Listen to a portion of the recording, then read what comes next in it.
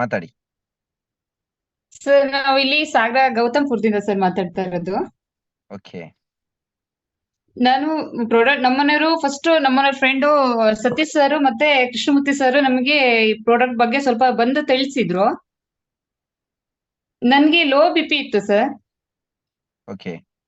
Low BP ಇತ್ತು. Low BP ಇಂದ full ನನಗೆ ತಲೆ ಸುತ್ತೋದು ಆತರ ಎಲ್ಲ ಆಗಿ ಎಷ್ಟೋ ಸಲ ಎಮರ್ಜೆನ್ಸಿ ವಾರ್ಡಿಗೆಲ್ಲ ಅಡ್ಮಿಟ್ ಆಗಿದ್ದೀನಿ ಸರ್. ಆ ಟೈಮಲ್ಲಿ ಓಕೆ. ಸರ್ ಬಂದು ನಮಗೆ ತಿಳಿಸ್ಕೊಟ್ರು ಇದೊಂದು ಇದೆ ನೋಡಿ ಅಂತ ಹೇಳಿ. ನಾವು ಅದನ್ನ ಯೂಸ್ ಮಾಡಿದ್ವಿ ಸರ್. ಯೂಸ್ ಮಾಡಿದ ತಕ್ಷಣ ನನಗೆ ಒಂದು 4 ದಿನದಲ್ಲೇ ರಿಸಲ್ಟ್ ಗೊತ್ತಾಯ್ತು ಸರ್. 4 ದಿನದಲ್ಲೇ ನನಗೆ ಲೋ ಬಿಪಿ ಕಂಟ್ರೋಲಿಗೆ ಬಂತು.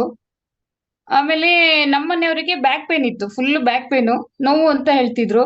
ಅವರು ಫುಲ್ ಮೂಳೆನೂ ನೋವ್ತಾ ಇದೆ.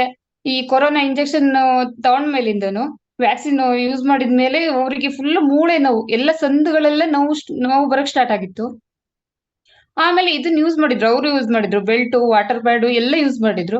ಅದು ನಾವು ಕಂಟಿನ್ಯೂ ಮಾಡ್ಕೊಂತ ಬಂದ್ವಿ ಸರ್. ನನ್ಗೆ ಇವಾಗ ಬಿಪಿ ನಾರ್ಮಲಿ ಬಂದಿದೆ ಸರ್.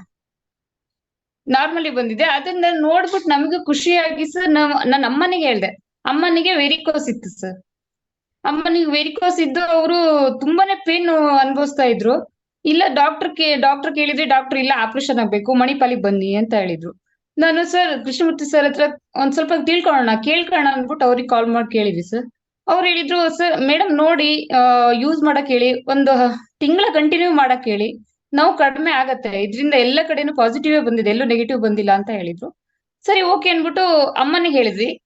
ಸರ್ ನನ್ಗೆ ನಂಬಕ್ಕೆ ಆಗ್ತಾ ಇಲ್ಲ ಸರ್. ಇವಾಗ ನಮ್ಮಮ್ಮ ನಾರ್ಮಲ್ ಈಗ ವೆರಿಕೋಸ್ ಇಂದ ನೋವೇ ಇಲ್ಲ ಅಂತ ಹೇಳ್ತಿದ್ದಾರೆ. ಆಮೇಲೆ ಮಂಡಿ